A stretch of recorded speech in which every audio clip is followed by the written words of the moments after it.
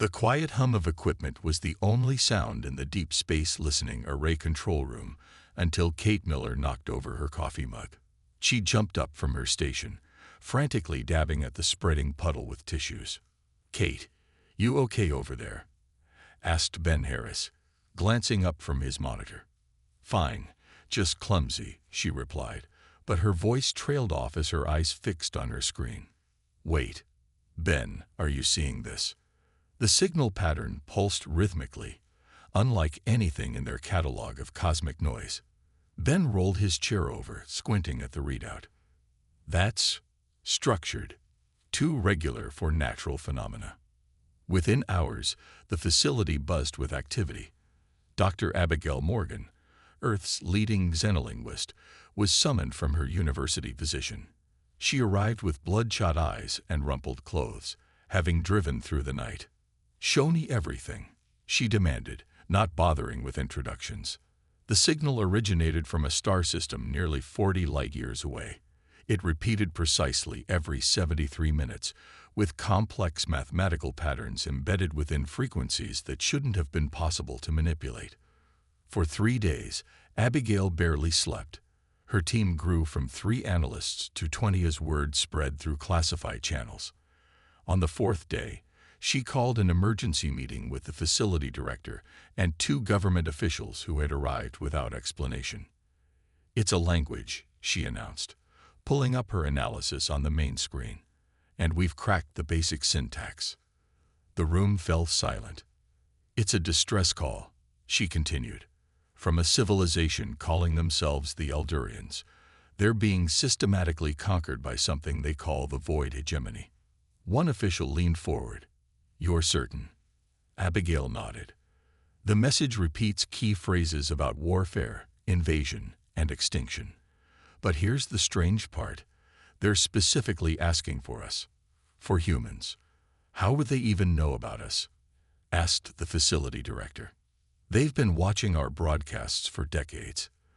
The message says humans possess something unique. Our minds work differently.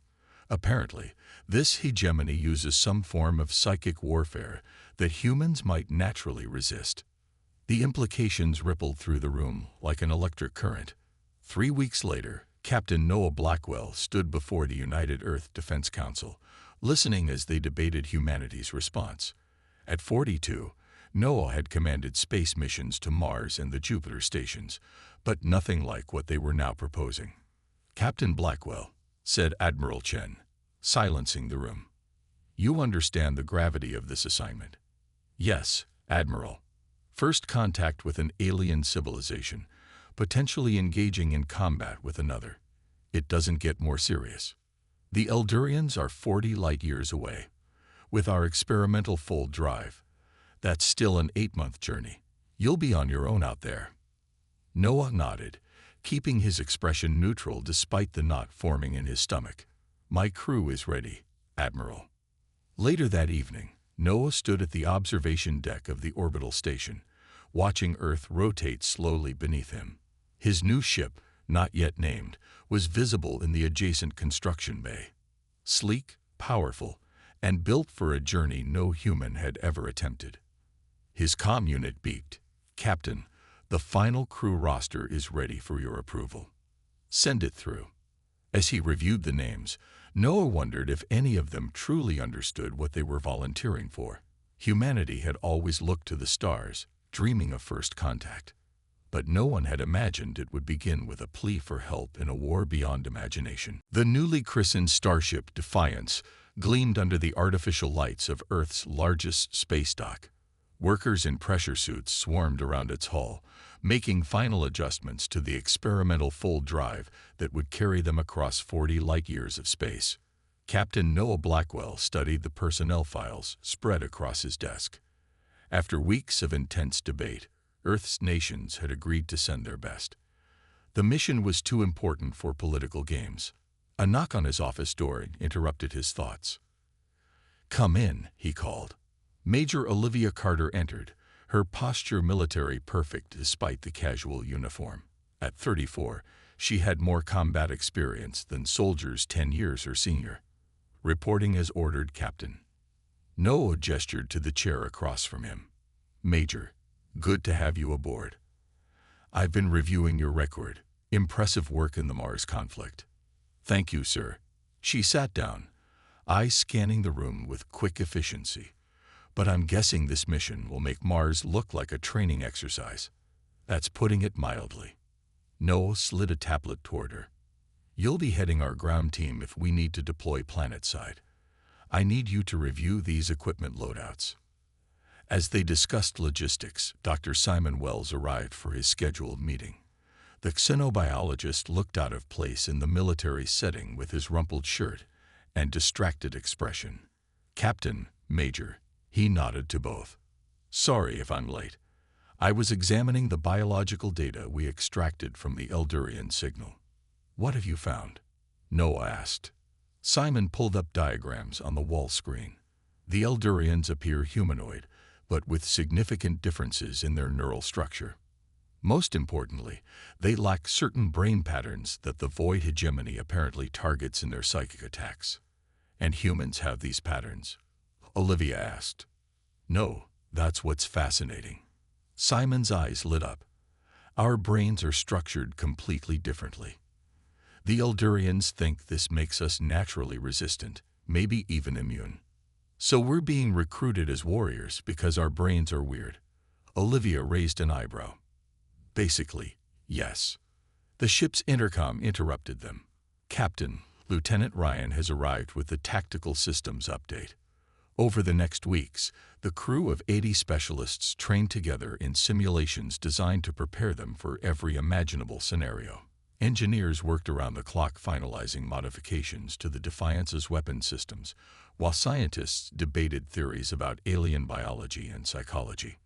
Lieutenant Eric Ryan proved particularly valuable, his background in both military tactics and xenotechnology making him the perfect bridge between the ship's scientific and combat teams. One evening, Noah found Eric in the ship's observation lounge, staring at Earth below. Couldn't sleep? Noah asked. Eric shook his head. Just thinking about what we're getting into, sir. We're answering a call for help, but we have no idea what we're really walking into. Having second thoughts. No, sir. Just being realistic. Eric turned to face his captain. The Eldurians obviously have advanced technology, yet they're losing their war. What does that tell us about the enemy we might face? Noah had been wrestling with the same question. It tells us we need to be extremely careful. The next morning, a message arrived from the United Earth Defense Council. Political tensions were rising as some nations questioned the wisdom of involving Earth in an alien conflict. Some argued they were being manipulated into a war not their own. As the Defiance made final preparations for departure, Noah addressed his crew from the bridge. In 48 hours, we begin humanity's greatest journey. We're traveling farther than any humans in history to meet a species that has specifically asked for our help. Whatever we find out there, remember that we represent not just ourselves, but all of humanity. The Eldurians called for us. Now we answer. The crew stood a little straighter, eyes bright with determination and the weight of their responsibility. After 8 months of travel through the cold void of space, the Defiance emerged from its final fold jump into the Eldurian home system. A collective gasp swept through the bridge as the main view screen revealed their destination. The Eldurian homeworld hung like a blue-green jewel against the blackness, surrounded by orbital structures that glittered with lights in geometric patterns unlike any human architecture.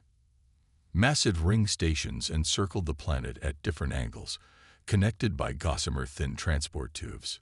It's beautiful, whispered Lieutenant Ryan, momentarily forgetting protocol.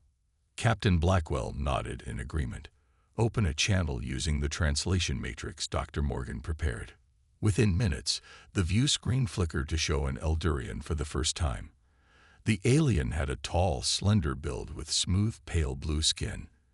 Its large, almond-shaped eyes contained multiple pupils that shifted independently.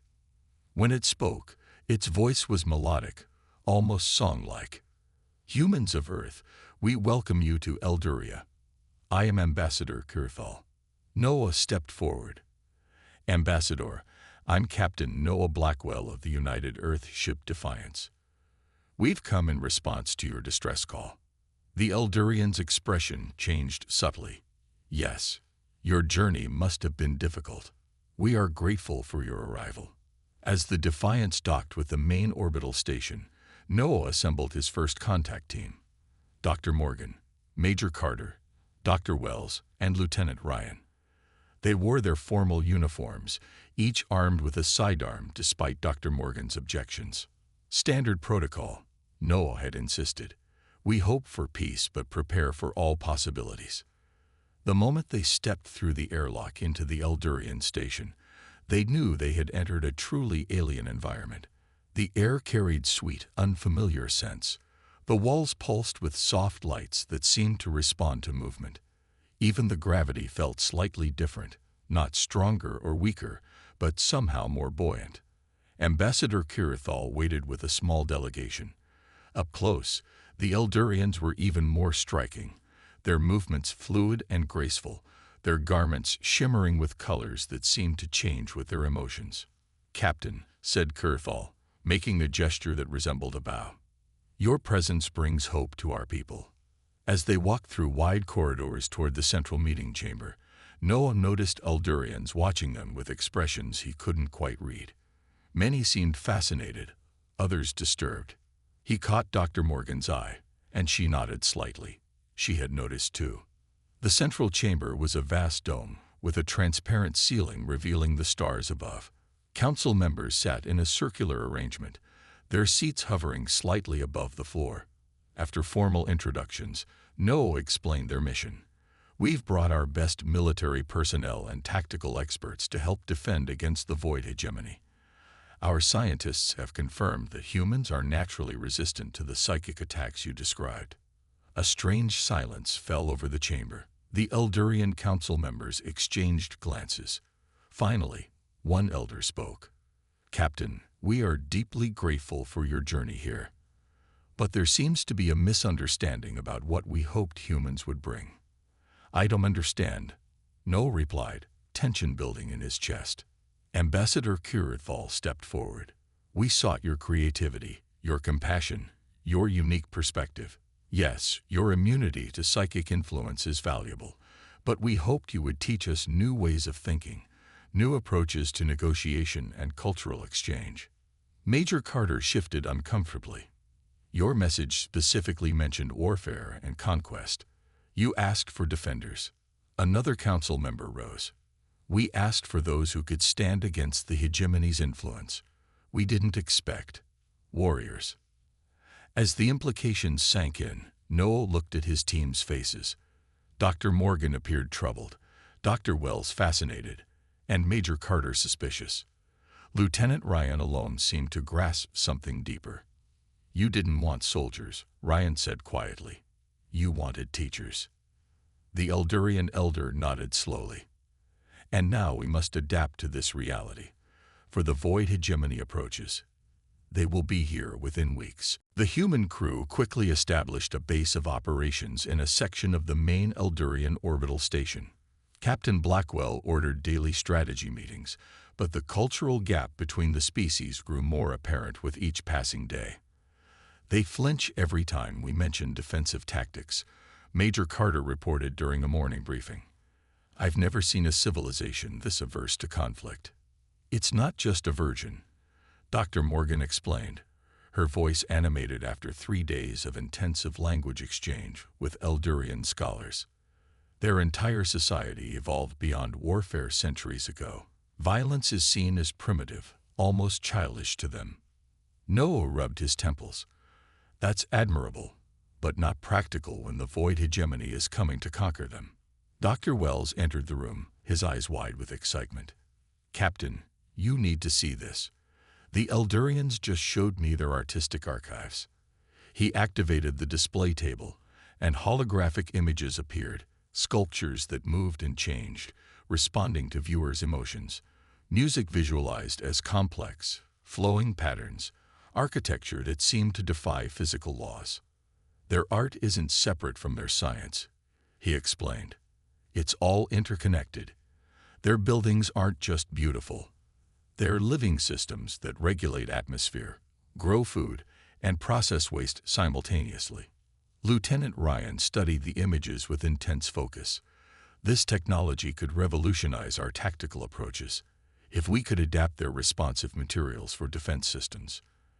After the meeting, Dr. Morgan and Dr. Wells immersed themselves further in Eldurian culture. They discovered vast libraries of philosophical works, spanning thousands of years in technologies so advanced they seemed almost magical.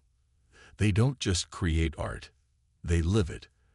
Dr. Morgan told Noah one evening, their language has 42 words for peaceful cooperation, and not a single native word for enemy. Meanwhile, Major Carter grew increasingly frustrated. Against the Eldurian leadership's wishes, she had begun training a small group of younger Eldurians in basic defense tactics. They're physically capable, she explained to Noah. Some of them actually want to learn. The elders just discourage it. Tread carefully, Major, Noah warned. We're guests here.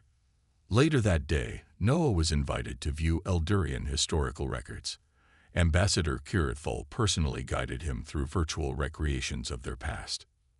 You see, Captain, we were not always peaceful, the ambassador explained as images showed ancient Eldurians engaged in tribal conflicts.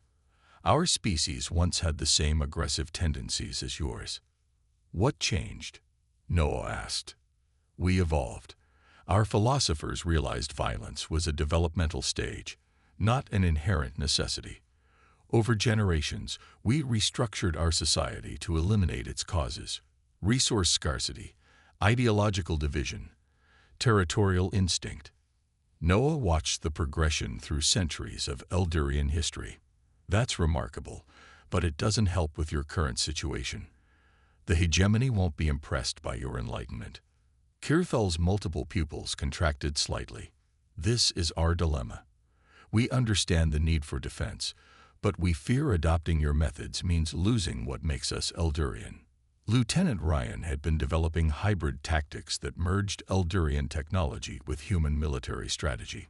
He demonstrated a defensive system that could disable the hegemony ships without destroying them.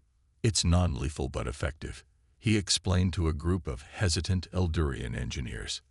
Like a shield, not a sword. Some Eldurians began to work with Ryan, seeing his approach as an acceptable compromise.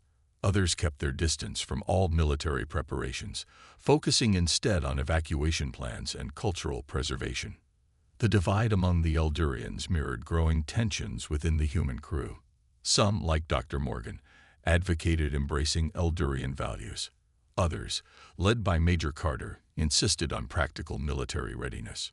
Noah found himself caught between these philosophies. Standing alone on the observation deck one night, watching distant stars, he wondered if they had made a terrible mistake in coming here. We might save them from the hegemony, he murmured to himself, but at what cost to who they are? The alarm sounded without warning, its shrill tone cutting through the orbital station.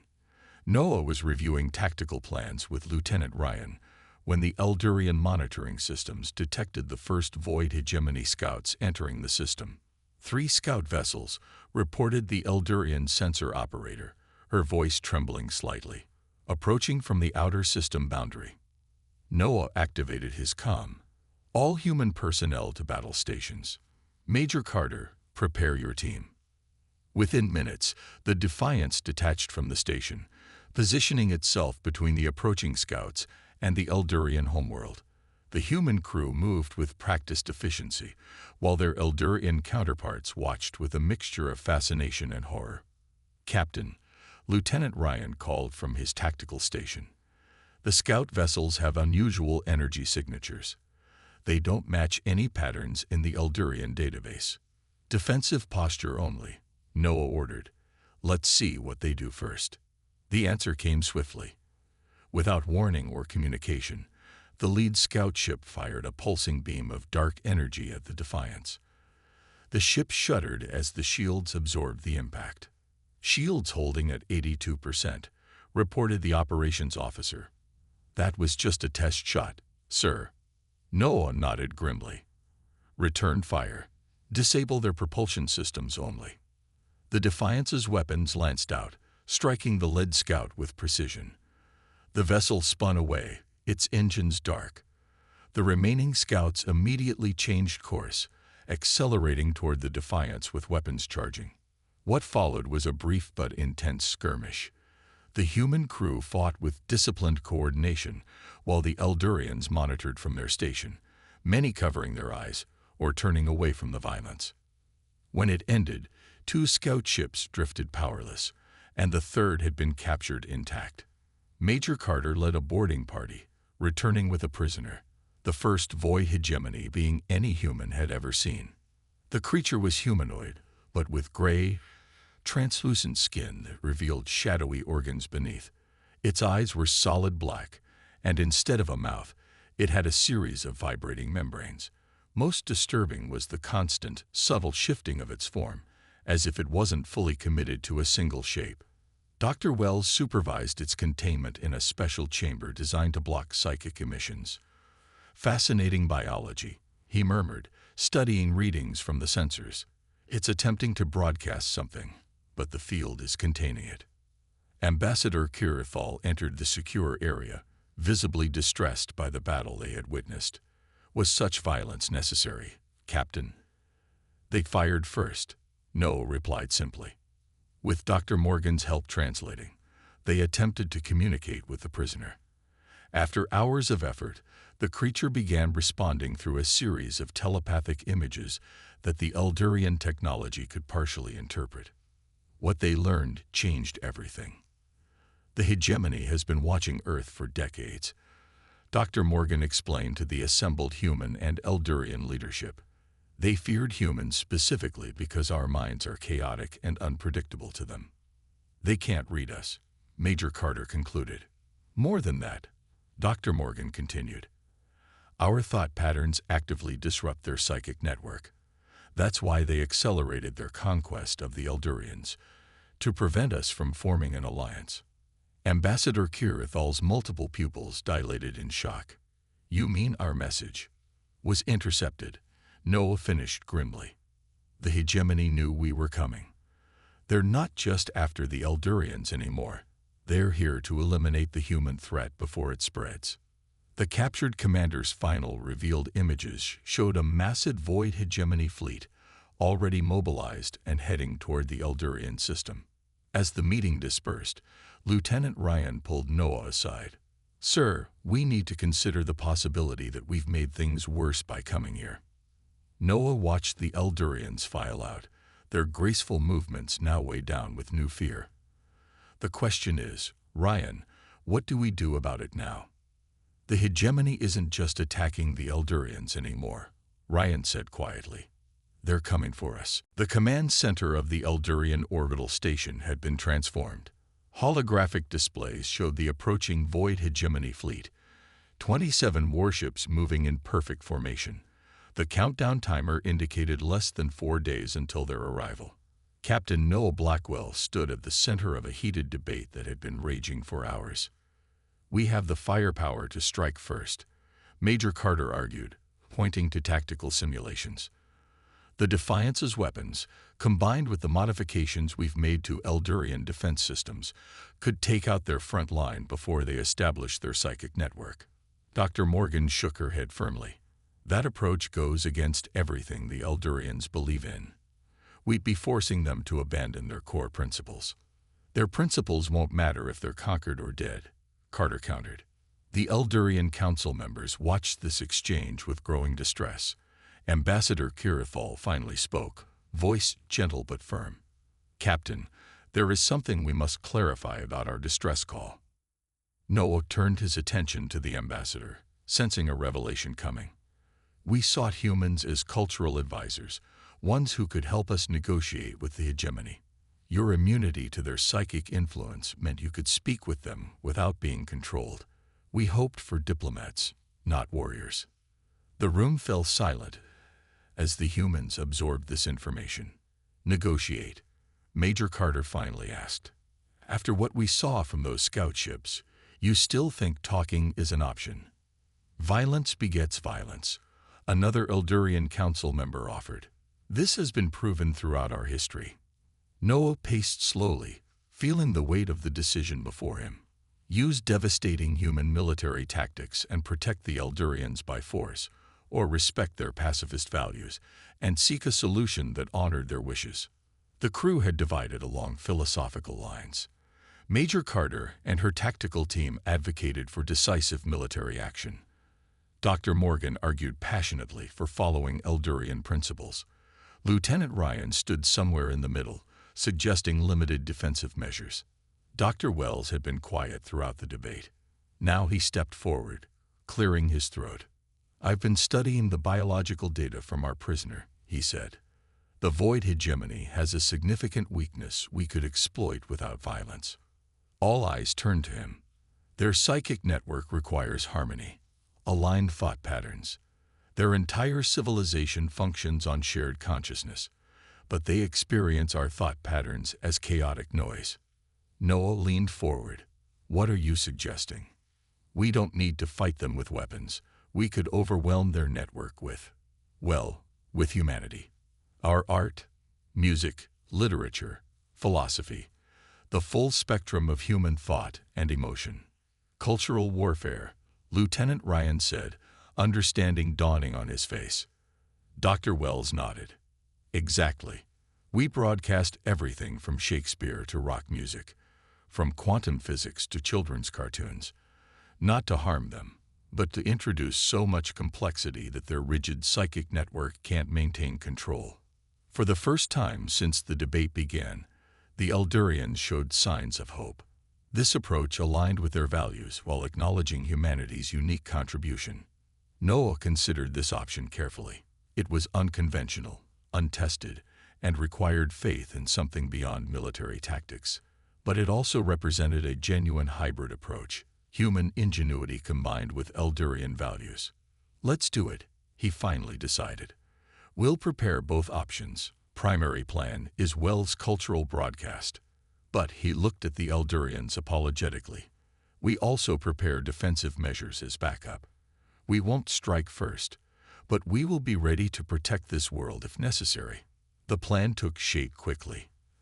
The Defiance would position itself at the edge of the system, broadcasting Earth's cultural database directly at the approaching fleet. Meanwhile, Eldurian technology would amplify and distribute the signal across multiple frequencies. As preparations began, Noah found himself alone with Ambassador Kirithal. "I hope we're doing the right thing," Noah confessed. "The right path is rarely clear until we have walked it," the ambassador replied.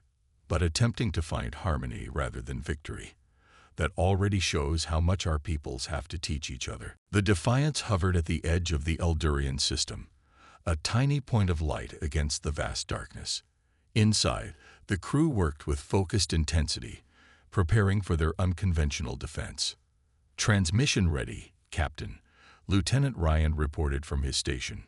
"Full-spectrum broadcast of Earth's cultural database, modified to penetrate hegemony shielding." Noah nodded, his eyes fixed on the main view screen where the approaching Void fleet appeared as ominous shadows against the stars. "Begin transmission on my mark." 3, 2, 1. Mark.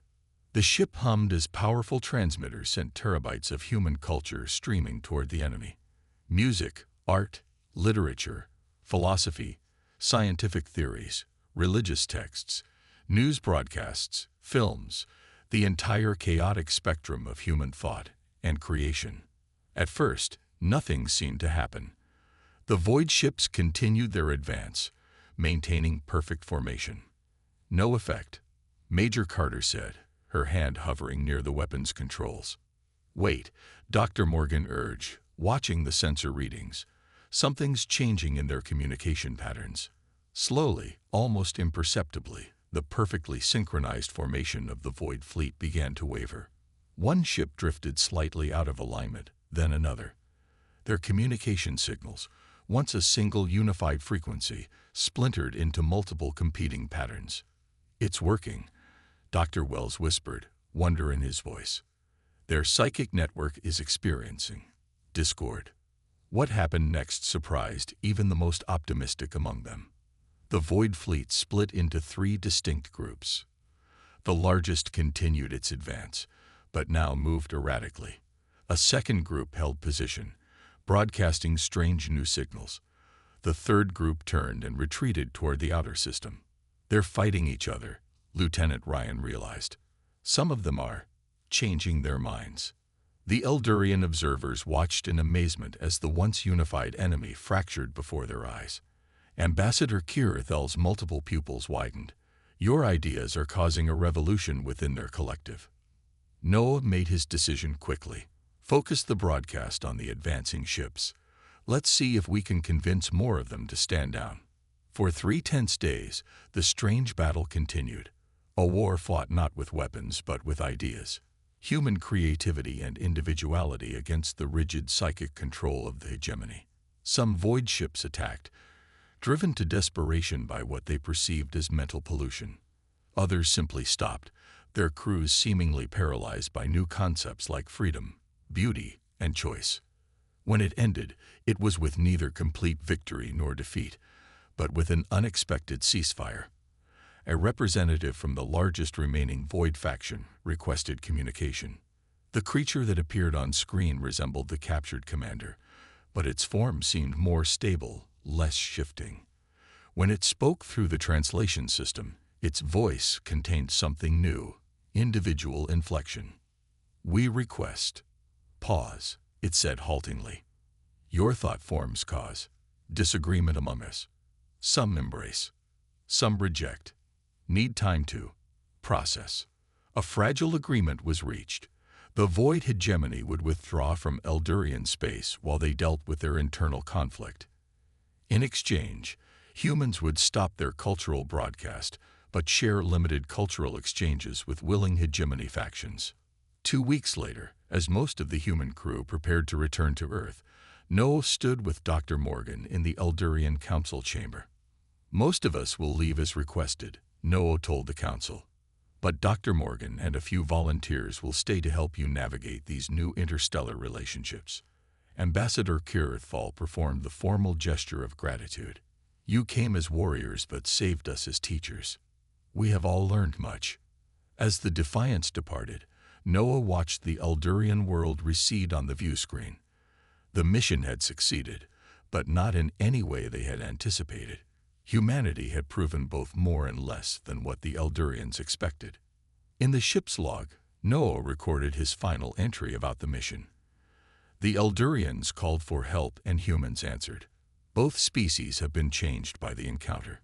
Perhaps the most important lesson is one that spans the stars. Be careful what you wish for, especially when dealing with humans. We rarely bring exactly what you expect, for better or worse. Behind the Defiance, Dr. Morgan began her work, helping the Eldurians prepare messages to send to Earth. The first would be both a warning and an invitation. The universe is listening. Choose carefully what you broadcast to the stars.